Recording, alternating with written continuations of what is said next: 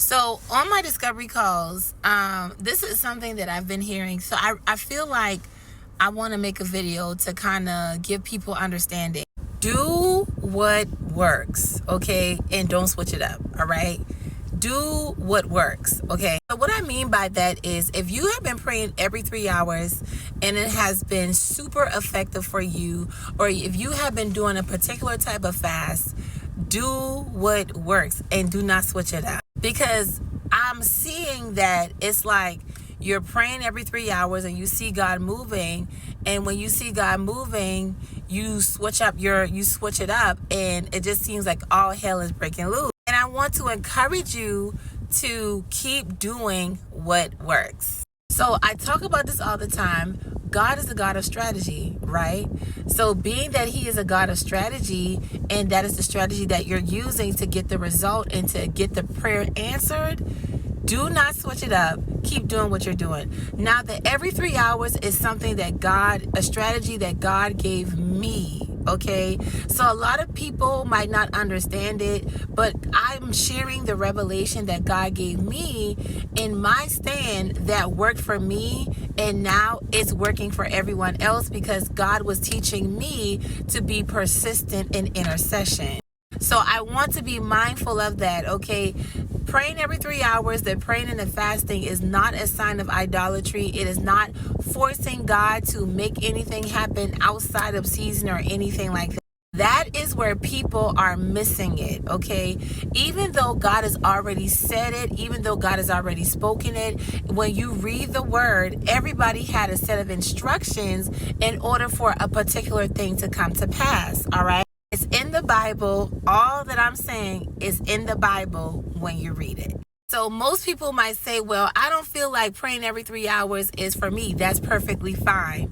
So, but for the people that have been restored, they've had at least tried it at least once and got results, okay? So it is to teach you spiritual discipline and also help you build your relationship with God, because you need to have a spirit of intercession when you're dealing with a marital covenant. Intercession is where you're praying and God is building up your faith in prayer and building intimacy in prayer. And that is when you become familiar with the things that God is telling you. Your dreams are heightened because you're consistently in prayer. The Bible also tells us, worry about nothing, pray about everything. So if you're in a season where you are going through a lot of warfare, 9 times out of 10, God is calling you to prayer. Okay, 9 times out of 10, God is calling you to intercession. So I really pray that this video has provided some understanding.